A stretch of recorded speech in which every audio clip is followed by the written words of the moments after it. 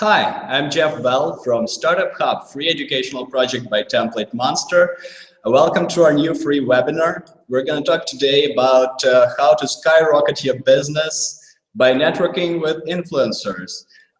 We'll learn how to get traffic, subscribers, and clients whenever you want. Our guest today is Tor Refsland.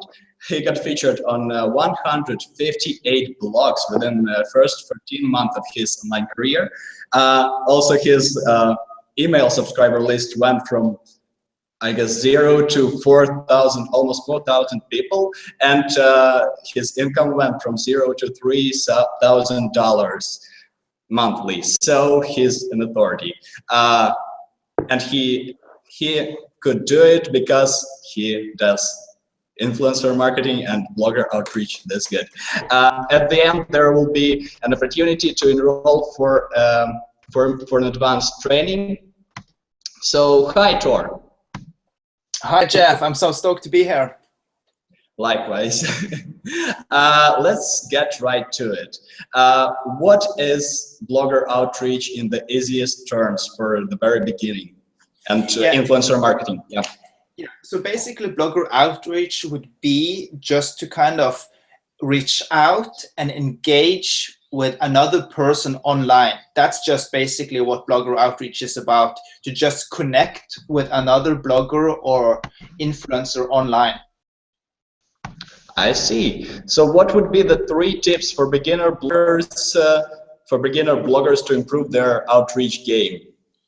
So number 1 would be that you need to kind of step into the mindset of the influencer. So you need to understand that in order for them to notice you, you need to be genuine.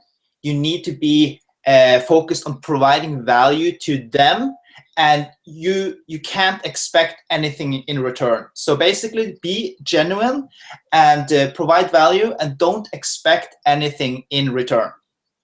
I see. What are the ways to put yourself on the map as a blogger outreacher, and how can you do it easily? And is it worth doing if you're in a boring niche?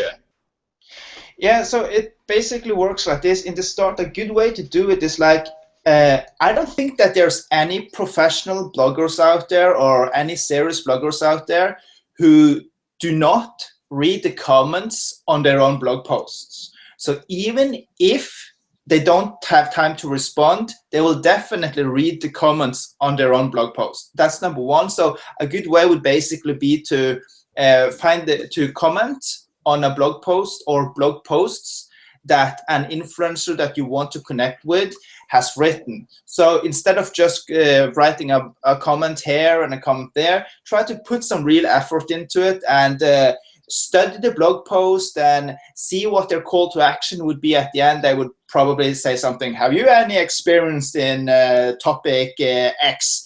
And share with me. So then they're basically telling you to share it.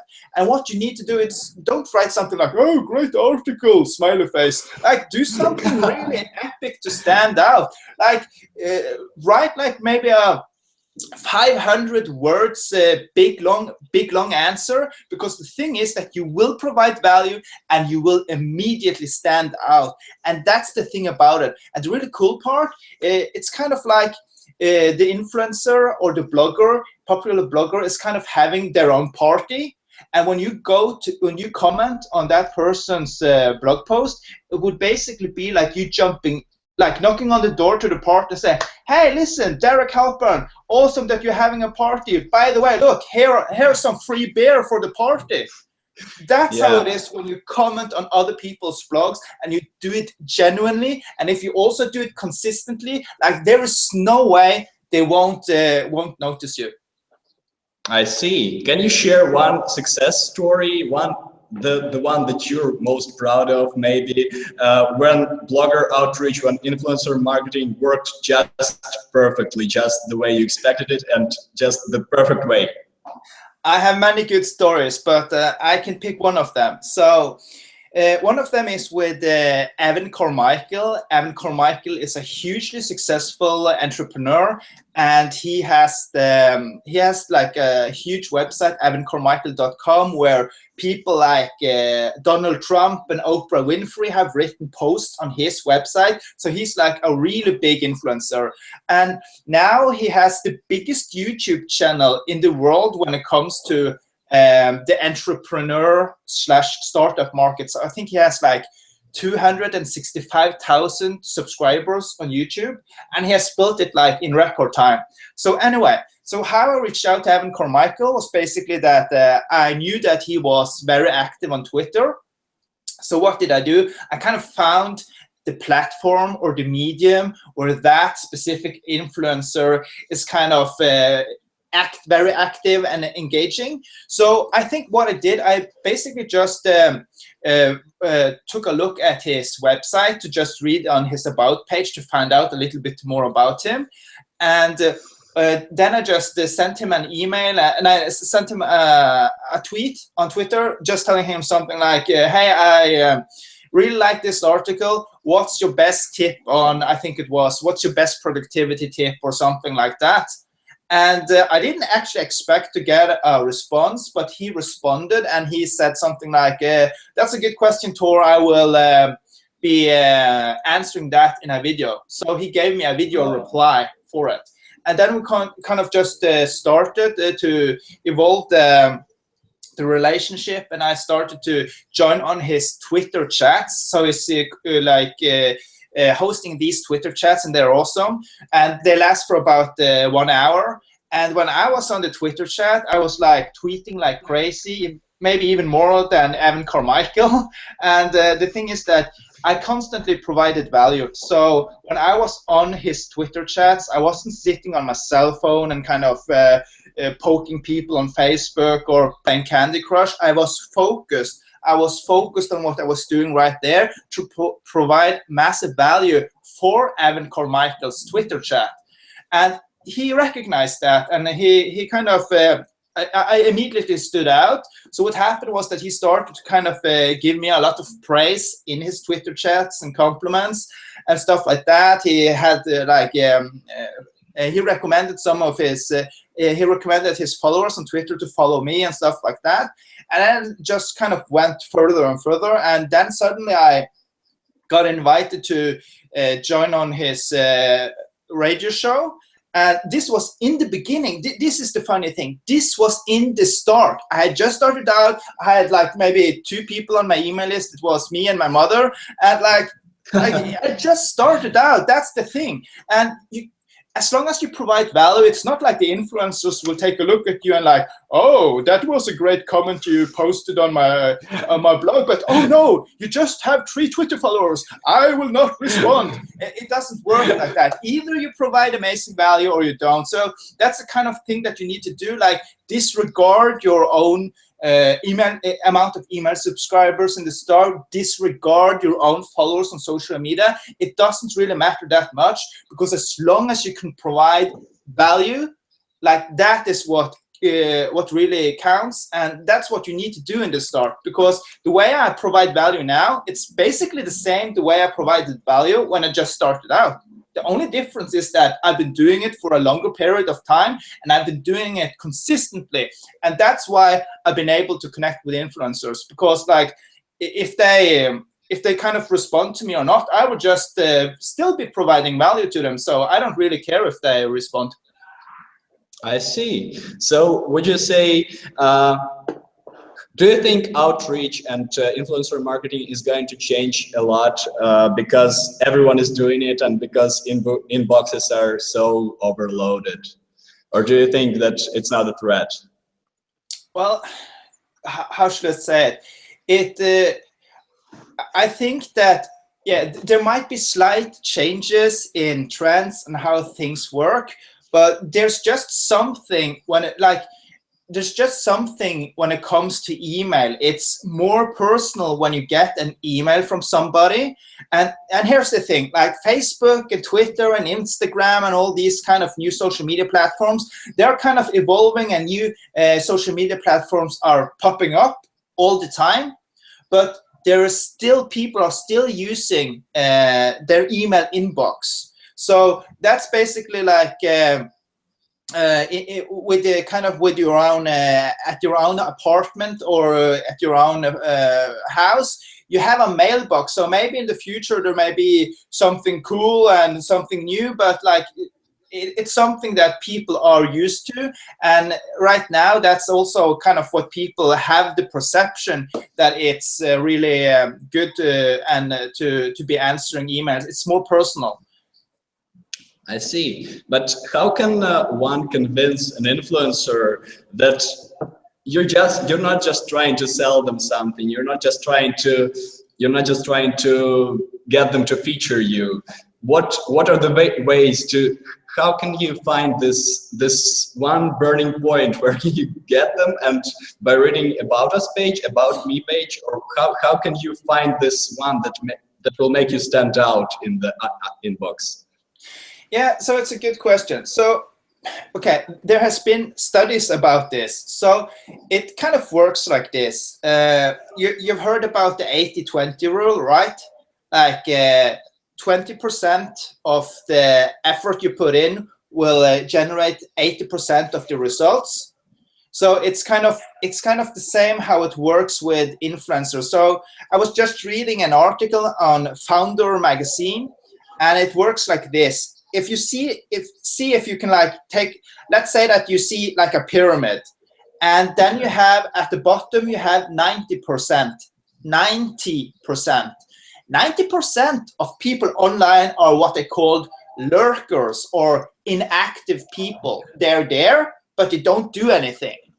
And then you have the 9% who are engaging. And at the top, you have the top 1% who are really providing a lot of value. So what am I trying to say when I'm mentioning this? If you comment on a blog, on an influencer's blog, you're immediately sticking out and becoming one of those 10% on the top. And if you keep doing it consistently, like you over-deliver consistently, you go from being from the 10% to being the top 1%. And that's how it works. So if you do that, it would basically mean that if, so I just interviewed Neil Patel for my new course, and Neil Patel— I know, that's amazing. Thank you. I just read about it. And, you go. Yeah, and Neil Patel is like the #1 marketer in the world, according to Entrepreneur magazine. And the thing is, he gets 1,000 emails per day. 1,000 emails per day. And from those 1,000, I think he, if I remember correctly, I think he handles about 400 emails every single day. He personally replies to 400 emails every single day, and he spends about 3 to 4 hours doing it, something like that. So the thing is, just to kind of recap it, Neil Patel gets 1,000 emails per day, and some are off to like his assistant and that kind of stuff, but he personally responds to 300 to 400 per day. So let's say that he responds to 400 emails per day. If you are able to be one of those people who provide consistent value, you will be of the 1%. So that means from all the 400 emails, you will be the top 4. Does that make sense? Yeah. Yes, fully. So, but I read you write a lot that startuppers can get massive exposure, for their brand fast through blogger outreach. Can you share how fast it is and how to fasten it, how to make it the fastest way possible, how to use it the most efficient way? Yeah. How to find the right people to reach out to? Yeah. Yeah. Please. So basically, it would be you need to think about your own situation. In which market, in which niche are you in? So if you're in the nutrition niche, you need to identify the key influencers within the nutrition niche. So it sounds kind of silly, but you could actually just be going to Google and searching for nutrition blogs, nutrition reviews, and also go on on Amazon.com and just search for nutrition books, because influencers have, many of the influencers have usually written a book or two on Amazon and published it. So there's always also a great way to find people. So when you have found the people, a good way to do is basically to pick a list, maybe say 50 people or whatever you decide, and just start engaging with them in a very genuine way, with being, as I said before, genuine, provide value, and expect nothing in return. And it could basically be just by starting to share their stuff on social media. But here's the key: consistently.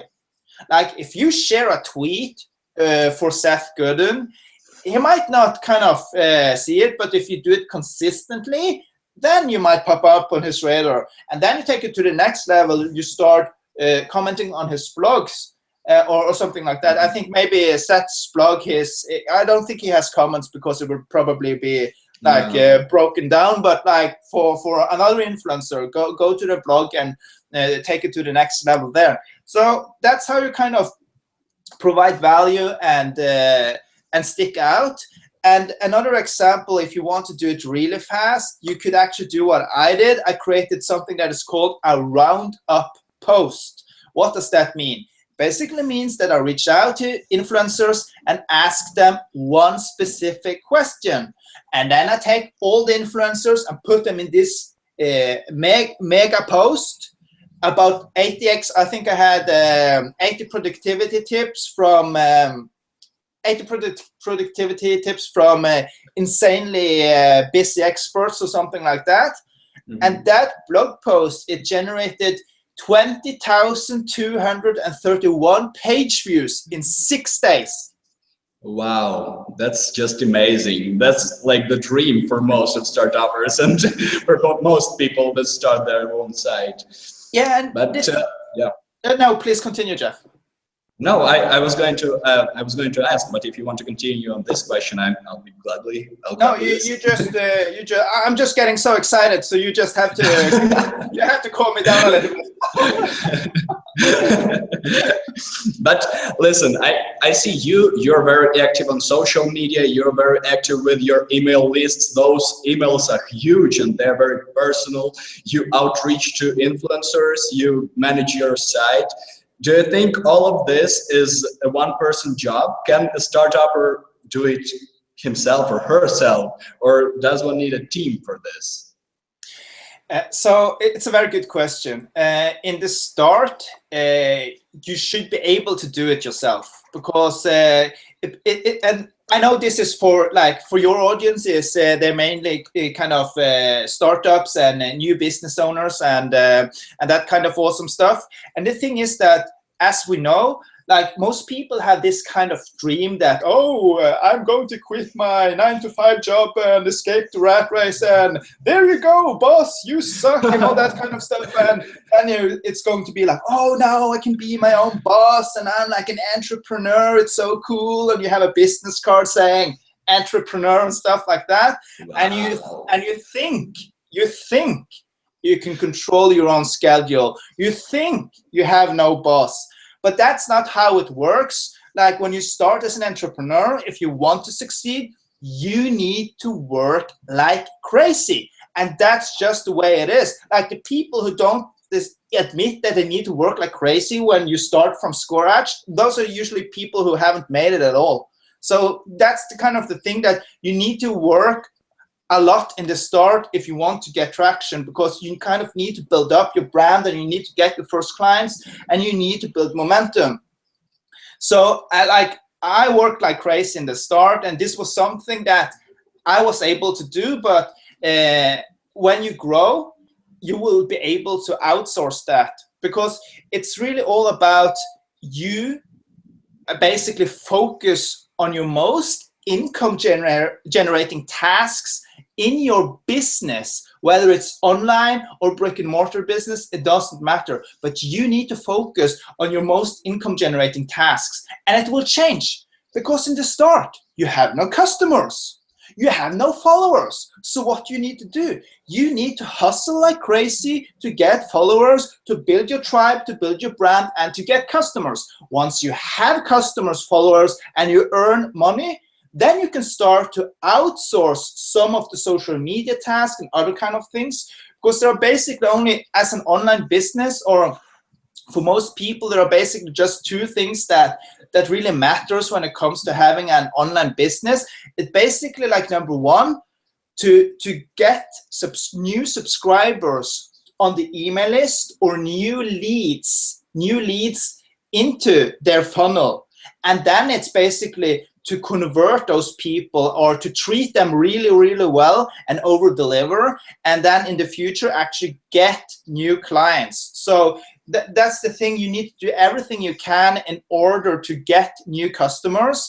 And once you have the customers, most people are like, oh, it's so hard to get a new customer. No, it's not really that hard to get a new customer. But what people kind of have the misconception is that when you get the customer, then it's more like, oh, I just signed a new customer, the work is done. No, the work just started. Now you need to kind of pull up your sleeves and really over deliver, because what you don't want to just deliver, you want to freaking over deliver. So you will give the customer specific results, make the customer happy, and last but not least, you want that customer to extend the contract with you, or extend the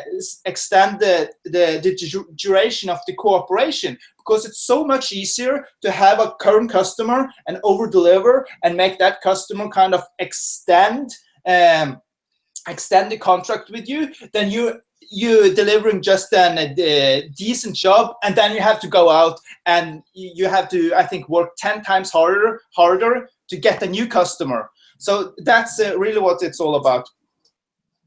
I see. What do you think, what are the marketing strategies that you recommend combining with influencer outreach? What are the best ones, and what work the best with influencer marketing? Yes.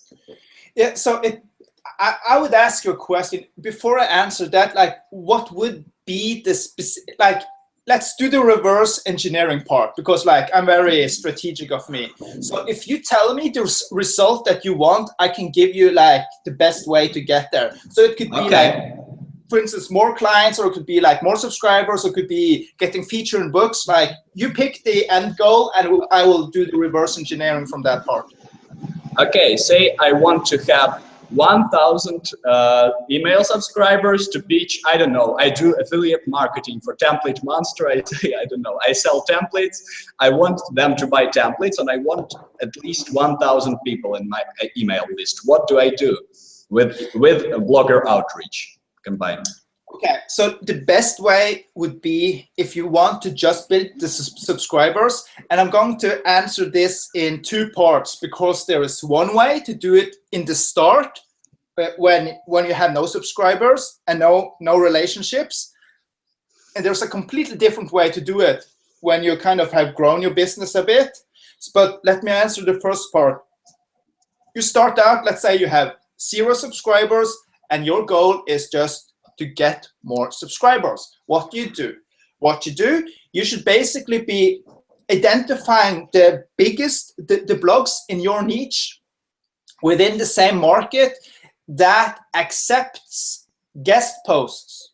And then you should pitch, and then you should get your guest post published.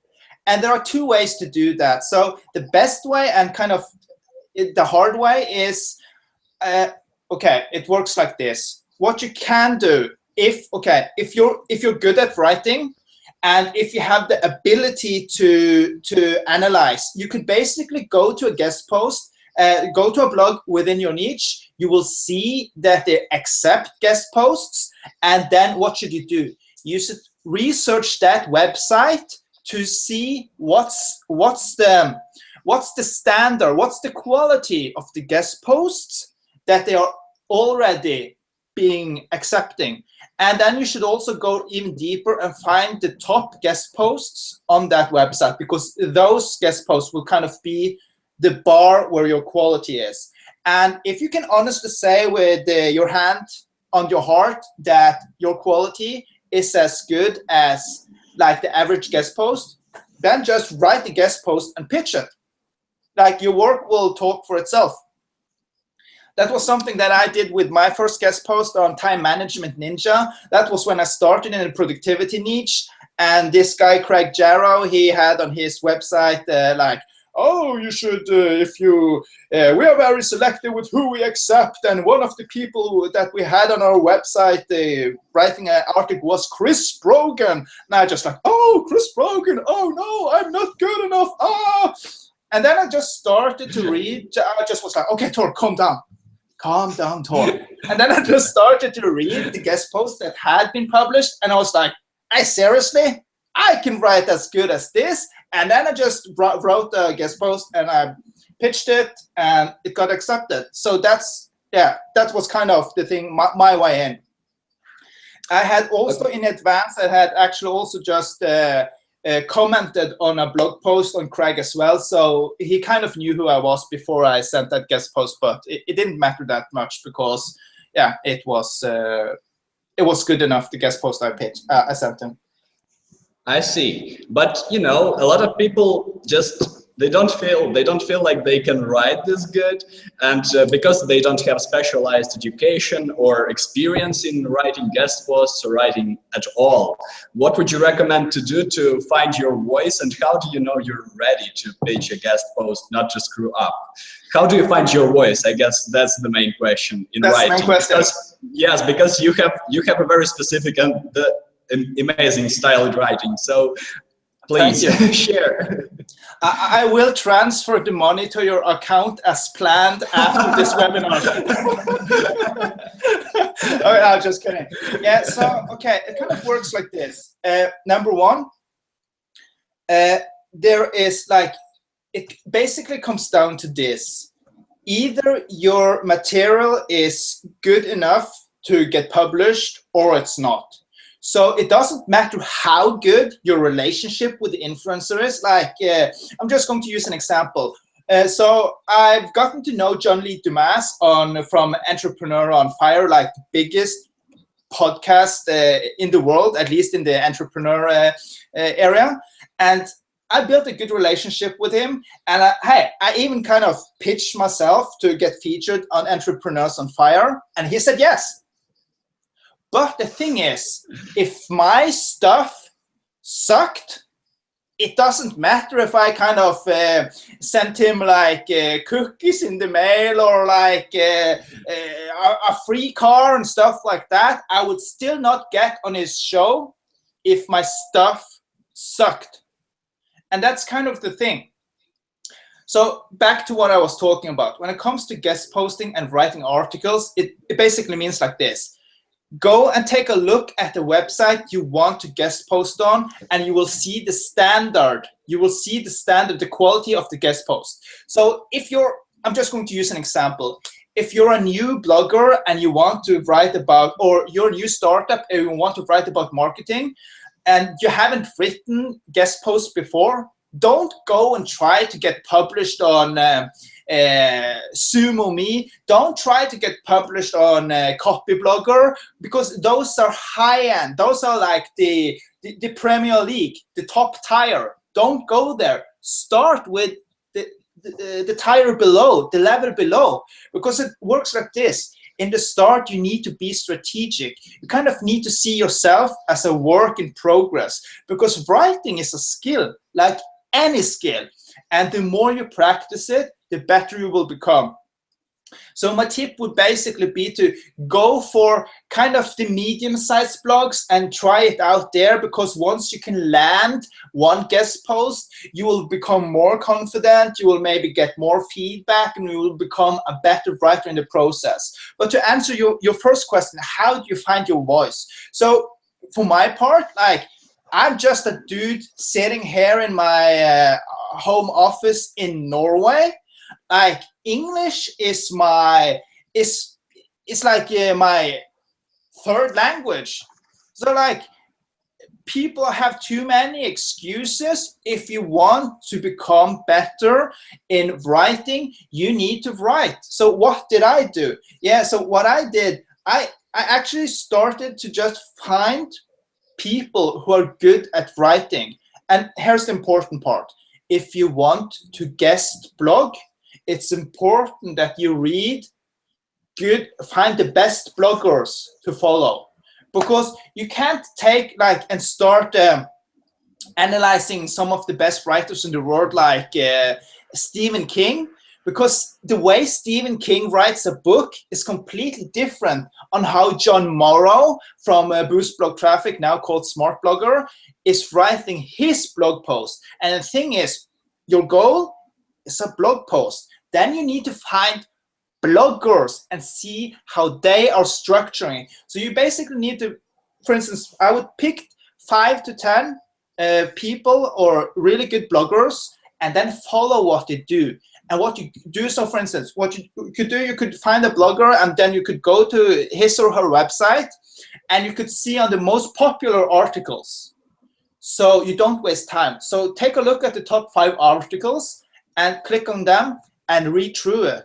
And kind of take notes, like, okay, it has gotten a lot of social shares, it has gotten a lot of comments. Why? Like, what's the introduction? How does that person open you? How's the headline? How's the introduction? How's the body of the post? And how's the call to action at the end? And then you kind of need to just analyze and dissect it and find out what you need to do. So that was basically what I did in the start. I found bloggers that was really good, and I just started studying them.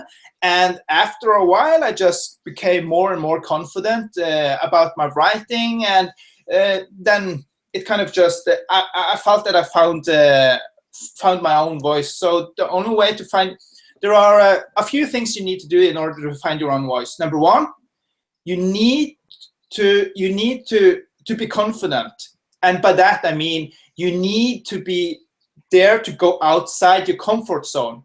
Because most people are like, oh, I can't write a blog post. I don't want to be myself because people might say bad things about me and people might dislike it and all that kind of stuff. And it's natural because, hey, if you're going to succeed as a blogger, it's pretty scary. Like, one of my articles was something like why you should do business nude. And then you had a picture of me from the waist up, nude. And I was pointing like this on the picture, like on the headline. And for me doing that, it was like, even though I kind of pushed my comfort zone, that was weird even for me to do. So I had to kind of ask my better half, Sarah, and I had to ask some of my friends online, like, hey, seriously, am I too crazy? Is this like way too much? Or like, but then I said, hey, cool, do it. So I did it. And the thing is that it works like this. The more you share of yourself, the more vulnerable you become and the more scary it becomes. However, that's the only way to build your own tribe. Does that make sense? Because if you don't share, people won't see your personality. And for my part, it's like, I'm kind of like a goofy person, so I joke a bit and all that kind of stuff. And you can see that even in my blog posts, in the way I write. And how I think of it is like this. And this is very important for startups and for online entrepreneurs and bloggers. It's like this. You don't want to please them all. What do I mean? If you have 100 people in a room, you don't want every one of them to say, hey, your blog post is great, your blog post is great, your blog post is great. Because it's really all about kind of narrowing down your target audience. So if your goal is to kind of try to please most people, you will actually not please anyone because you will be kind of on the mid-level. Does that make sense? But fully, absolutely. So absolutely does. And it works like this. If you try to please everyone, you will really not build a good connection with people because you will not kind of give much of yourself. But the more you can do that and the more you can share of your own stuff, the the easier it is to find your voice and to actually attract the right people. And when I say share your own stuff, for me, I'm more like I'm a business blogger. I talk about business. And I can, of course, share some personal stuff and things like that. But for me, it's more about just bringing my personality. I don't talk about what I do like before I go to bed, or when I was in the town and I bought a bagel and a coffee. Why?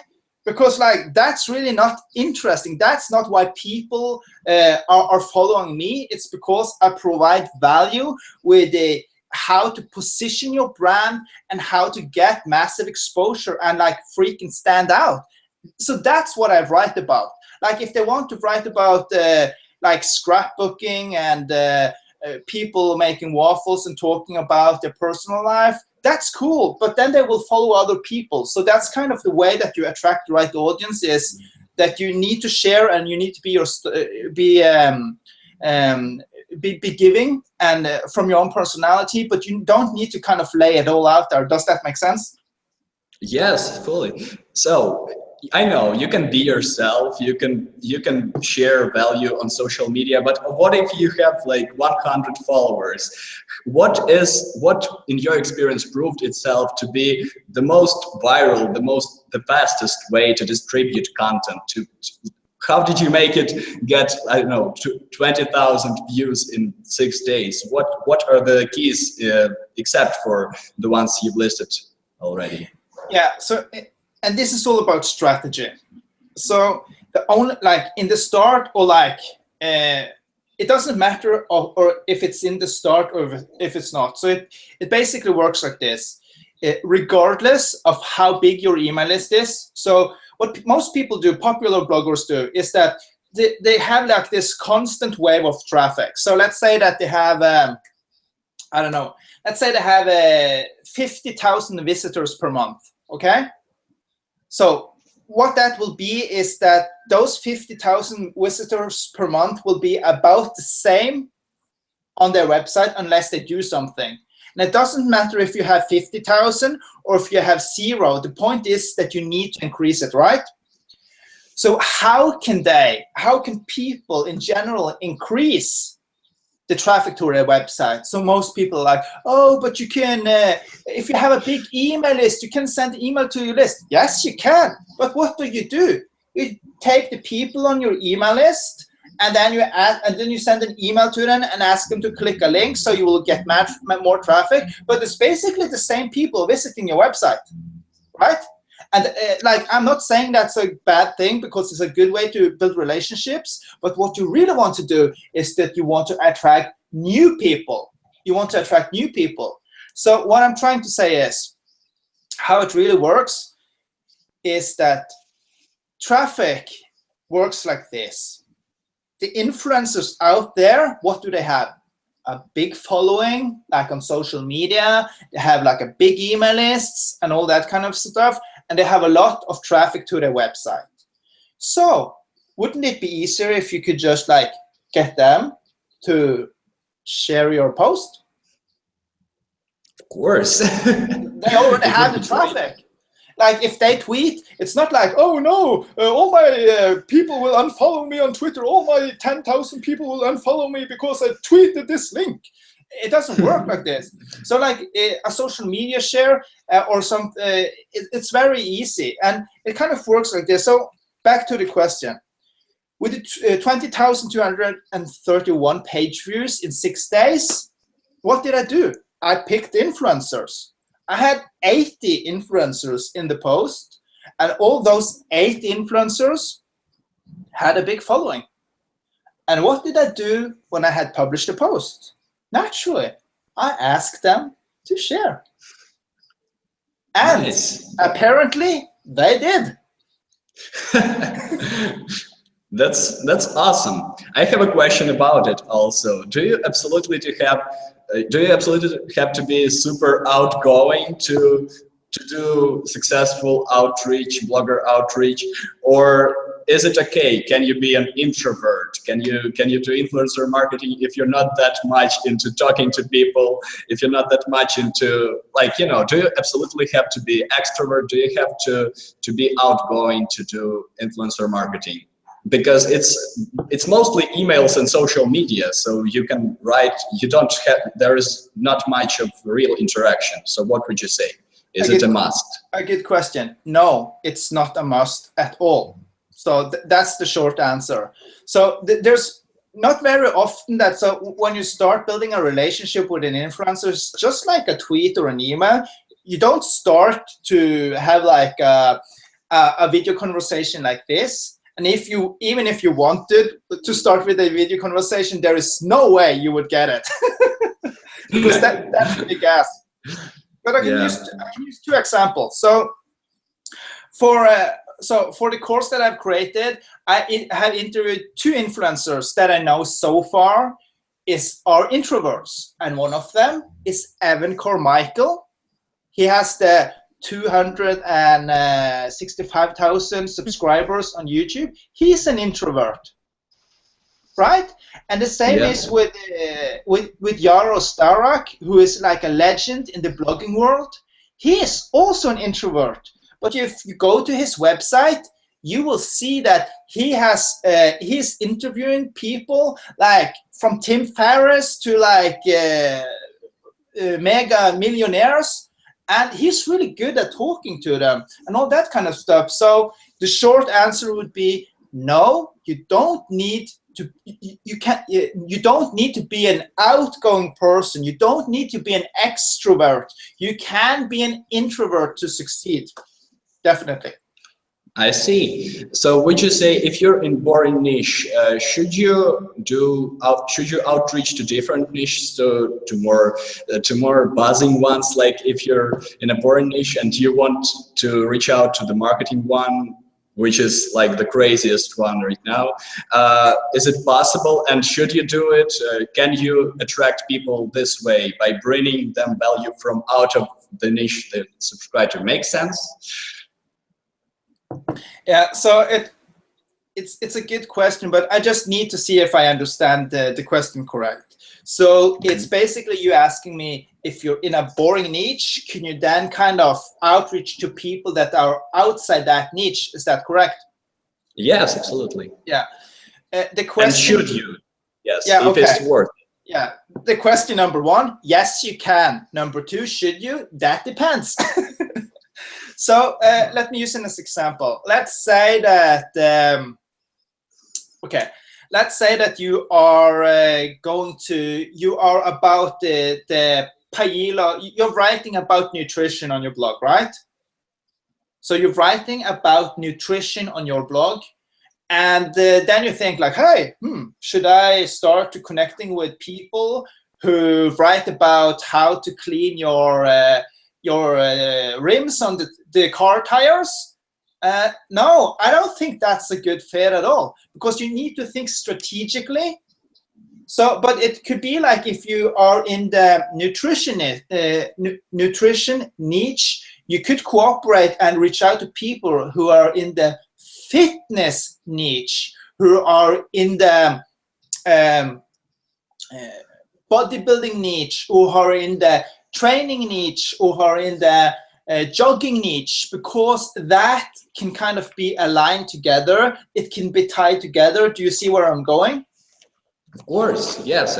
Yeah. So if I was an expert nutritionist, I would think outside the box. So number one, I would connect with all the nutritionists and become kind of start a relationship with the top influencers there, and also with people that are on the same level, because that's something that's really important. It's not just about connecting with the influencers. It's about connecting with people that are on the same level as you, and then you can grow together.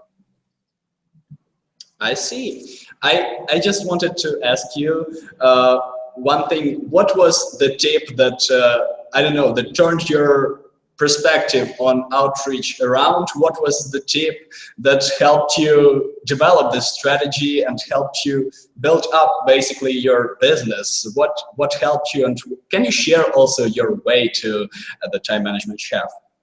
Yeah, so okay, I think there were several questions there. So yeah. do you want a short version of the story, how I kind of found out my outreach techniques? Is that what you're asking? Well, yeah, that would be awesome if you shared.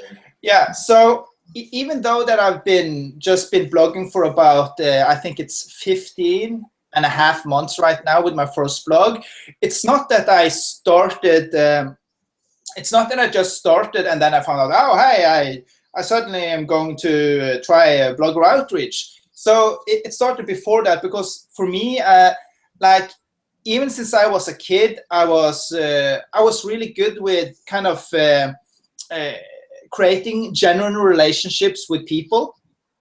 And this is something that I've been constantly doing, to basically using to networking with people in a genuine way to get like several of my dream jobs and like a lot of stuff. But the thing is, and to make a long story short, so when I worked for in my previous job, when I worked for one of the biggest companies in Norway, earning 6 figures, it was a boring IT position, but enough about that. But the thing is, it was a really demanding job. But in addition to that, I had this fear of speaking in public. So I wasn't comfortable of speaking in front of several people. So what I did, I joined a network marketing company in order to kind of push myself out of the comfort zone. And this is what happened. When I started with the network marketing company, I was taught completely wrong. So I got 41 no's in a row. And most people would have quit after 3 no's, because I promise you, to get no's, it's like really uncomfortable. But like after you get 3 no's and 10 no's, it doesn't get any easier really. But like what I decided to do was this: the harder it became, the kind of more persistent I became, that I should succeed no matter what. So I told myself, like, I said to myself, like, Tor, if you could do this and succeed in this, you can do anything. So long story short, I persisted, I cracked the code, and I was able to build a network of 1,500 people in less than 2 years part-time. And that's kind of the thing. And I built one of the strongest, the fastest growing teams internationally. And the reason why I did that is because I was really good at taking a system and kind of breaking it down into a very simple step-by-step process that anyone can duplicate. Anyone can use the system and get results. So that was kind of the 3 things that I'm really good at. It's networking with people, and then it's kind of be able to create systems that works, and then it's the ability to teach others to do the exactly same thing as I'm doing myself. So that's kind of the story behind it. So basically, long story short, I have over 10 years of experience when it comes to networking in real life. And here's the kicker: the difference between networking with people in real life and online is basically almost identically. I see. Can you please, that's all the question I have. We also have some questions from the audience, but can you tell us about your course that you're launching right now? Yeah, thank you for asking. So my course is called Massive Exposure from Scratch. And it's basically the step-by-step system I used to get featured on 158 top blogs, how I managed to build an email list of 3,600 and I think it was 45 people, and to be able to go from $0 to $3,000 per month. And I did this within 14 months from scratch. And the thing is that it sounds kind of silly, but now I know that the blog posts that I publish, it will go viral before I publish them, because it's all very strategically. So the thing is that I've taken all that system and put it down into a very simple system, so how people actually can be able to build their business and build their brand very fast. And that's really what people want. And that's probably why you're listening to this webinar, because either you want more traffic to your website, you want more subscribers to your email list, or you want more clients. Like, that's the thing. And this system will teach you how to do everything, all those three things, like more traffic, more subscribers, and more clients whenever you want. But you need to network with influencers the right way in order to get it. So that's basically what the course is all about, and it will be a 6 weeks mentoring program with me. And to be quite honest, it's like so crazy, because not only am I going to teach the modules myself, and it will be like a weekly question and answering module, it will be weekly course material, and it will be weekly assignments. But the cool thing is that I've even brought in some of the biggest influencers in the world to teach you guys. So I've been picking their brain about their best techniques on how to network with other influencers and network with influencers when they started out. And I got big names like Neil Patel, Yaro Starak, and John Lee Dumas. I think I got like 18 people, top influencers right now, and it's just growing. And just the bonus of that material, seriously, is worth about $10,000, but I'm giving it away for free when you buy my course. So yeah, so it's really about just taking my system that really works, and yeah, just teaching that system. Thanks a lot. Wow. I wish you great luck with it, actually. It sounds awesome. Thank you. Thank you. So now the questions from the audience, what people asked about blogger outreach, and not only that. Sure. So Oksana asks, what is the most effective channel of website traffic for startup? Well, we answered that, but please, what is the most effective channel for traffic for startup? Okay, so do you mean just how to generate traffic to your website? Well, basically, yes. I guess we answered it already, but a short version can work. Yeah.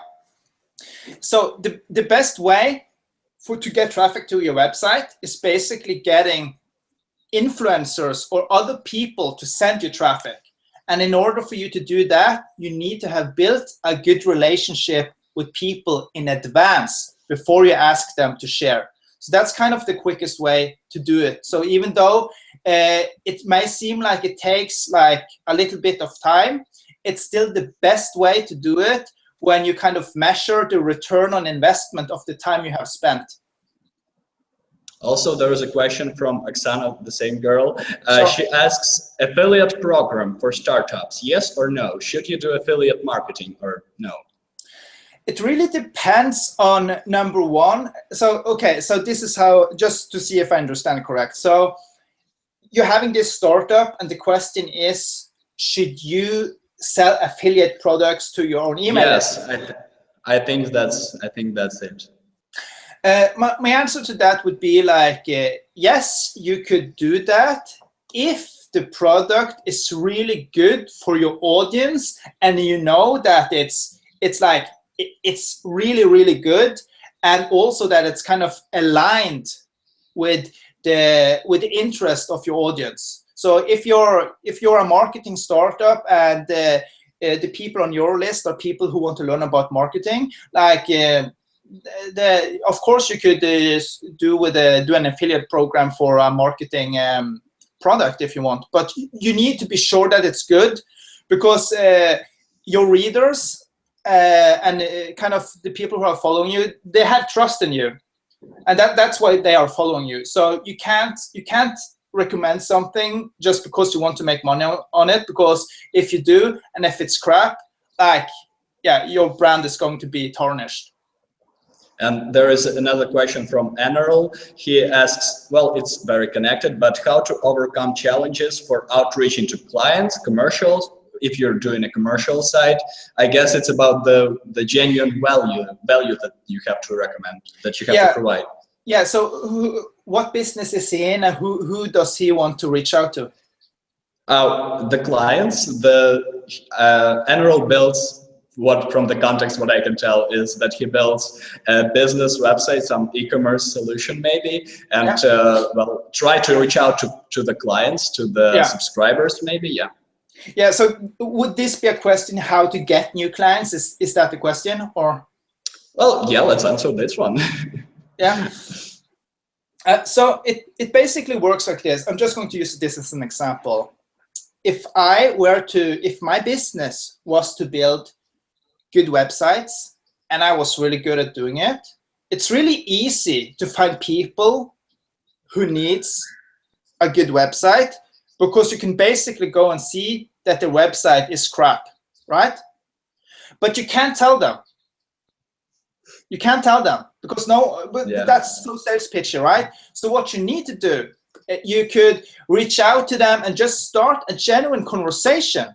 So it could be something like you basically say, hey, I took a look at your website and it's really interesting how you have put your feature opt-in box at the top left. What's the conversion rate on that? Do you see how it is? Because you don't go for the pitch, you go to just ask questions because you're genuinely interested. And then you can basically and then the person will respond, and then you can build on that conversation. But it's really important that it needs to be, your outreach needs to be authentic.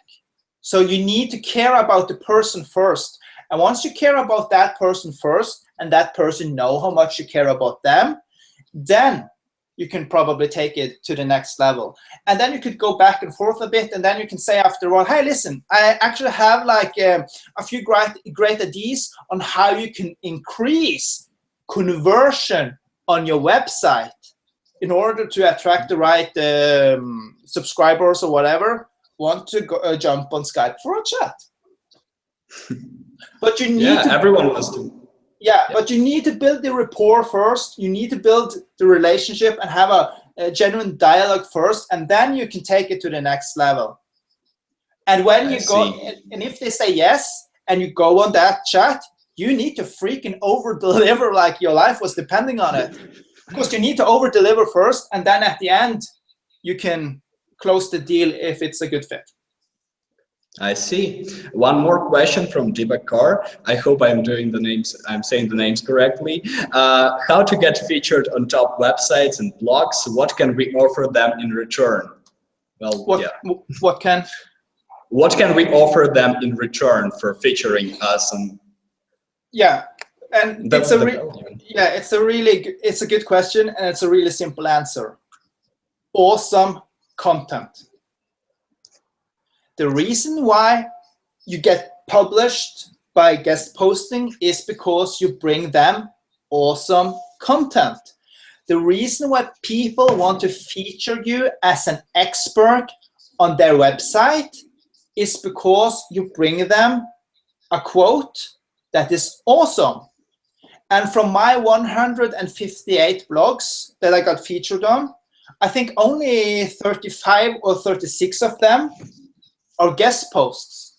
So that means that way over 100 blogs have been featuring me as an expert, just asking me to give them a quote and be featured. So I've been featured on huge sites like the Huffington Post, like Inc., Ahrefs, SEMrush, etc. And the reason why is that I over-deliver when it comes to content. Because I started with just, when I got featured and I got invited to get featured for the first time, I was jumping around, oh, this is awesome. And then I thought to myself, okay, now I'm going to do something. I'm going to test if this works.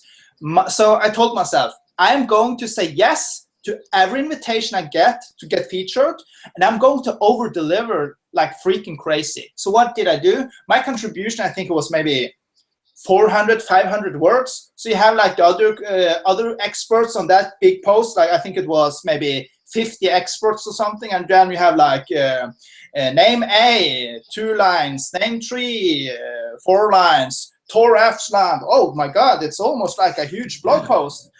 But so that's the way you stand out. And based on that, I get invited again and again and again.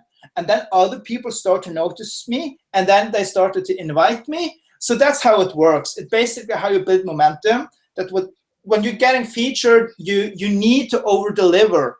And if you can do that every single time, people will kind of think of your name, as, oh, that's the guy or gal who always over-delivers. That's awesome. I want that person on my blog.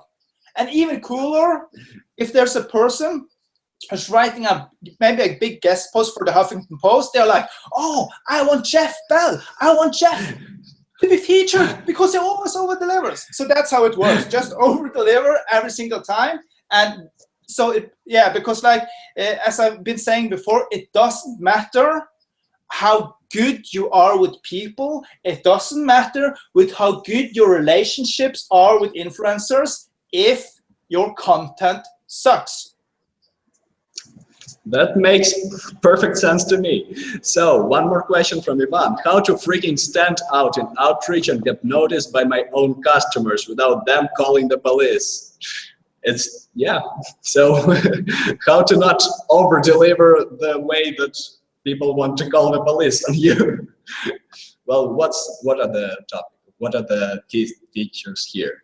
Yeah, so it basically, it's very funny. I think that was probably from the name. Yeah. Okay, so the thing would basically be that you need to kind of you need to put yourself in the influencer's shoes. Okay, so let's say that you, Jeff, is the huge influencer, and I'm like this guy or gal who just started out, right? So then I would ask myself, how is the day of Jeff Bell? So I would say, okay, Jeff Bell, he gets hundreds of emails every day. He has 30,000 followers on Twitter. He has an email list of 15,000 people. Okay, he's popular. So how can I connect with him? So I need to show Jeff that I can provide some awesome value. And it could basically be like connect with him on Twitter, share his stuff, start engagement, perhaps some funny comments that sticks out. Then I would go to his blog, read his blog post, and write a thought-through answer, a good answer to the question or the topic that's in the blog post. And then I would do it consistently. If you do that, like every single week, at least with a blog post, Jeff would notice me. Trust me, he would notice me. And then after you've done that for a while, I can send him an email. And I could say something, and this is one of the outreaches that are really good. If people have like a broken link to their website, so there's a link on their website that doesn't work, like a 404, you can just send an email, say, hey, listen, I saw that you had a broken link on this website. You might want to fix it. Love this article, blah, blah, blah, and keep rocking. Best Tor. So the thing is that I gave value, but I don't ask for anything in return. Does that make sense? It's great. It's great stuff. So I guess that makes, that's what he asked for, and that's the perfect answer. And the last one, what makes the success of a great blog? What makes a great website? What makes a great blog or startup for the matter? It's a very good question. And there are probably several different answers on this one. I would say that a great blog or a great website it's not necessarily the traffic and the comments and the social shares that the blog post has right now. It's more if you see the writing of the person and you think, so I bet you, like I can say for sure, if you pick 100 blogs out there and my blog would be number 100, I am so sure that you would instantly feel that when you read my blog posts, there was something a little bit special about it. Maybe you couldn't tell exactly why, but you had this feeling like, oh, okay, yeah, okay. And that's the kind of thing, because what you need to do is that you need to stand out with your content. And when your content is good, it's so much easier to promote it to influencers. And that's actually how I was able to, and how I am still able to get a lot of influencers and connect with them, even though I perhaps might not have been connecting with them before, because I'm sharing some stuff that I've included them in. But it basically comes down to you creating something really good that stands out, because you really don't want to become like everyone else, because if you become like everyone else, why should they follow you? Does that make sense? Well, yes, sure. So, so like, just to summarize it, basically it would be a good website or a good blog is a blog that brings something extra and people will know it. And when you do that consistently, bring something extra, it will just be a matter of time before things goes like this. And then the traffic will arise, and then the social shares and the comments and everything will rise. Because that's, yeah, I've done it myself, and yeah, it works every single time. That's a very positive positive last question and answer to it. Can you wish something to our and your viewers as a farewell? Well, what did you say, Jeff? Could you wish something to our and your viewers as a farewell in the ending of the webinar? Something to, yeah. Yeah, sure. So what I would say is that you really need to think about it like this, and it works like this. Like, am I willing to do something special in order to take my startup, my blog or business to the next level? Is this something I'm willing to do? And if so, you need to be able to sacrifice. You need to be able to put in the work to be done. So what I would actually do is basically I would advise you to actually just start listening, try to finding your own voice. And I would also actually be recommending you to check out the advanced course that I'm offering. And this is not because I'm selling a course. It's basically because that's something that people has asked me to create for them. And it's also like 30 days money back guarantee. So the course will start in the 2nd of May. But the cool thing is that the 2nd of May, when the course starts, that's when the 30 days back guarantee starts too. So you will actually be able to go through like 8 to like 60% of the course. And if it's not for you, like, no worries. So, but that's really what I would want you to do, is just basically, if you want to learn how to get more exposure and build traffic and actually network with influencers the right way, you should at least take a look at the information on the course, because there is no one else out there that does this like me. And yeah, it's a very special course, and that's also why I've gotten Neil Patel and Yara Starak and Johnny Dumas to contribute to the course, because I'm actually doing the walk. Yeah. Thank you so much. That was all we had for today. Yeah. It was the free webinar by Startup Hub, free educational project by TemplateMonster. And thank you so much, Tor. It was great. Thank you. And I had a blast. Likewise. See you in the next one. Okay. Bye-bye.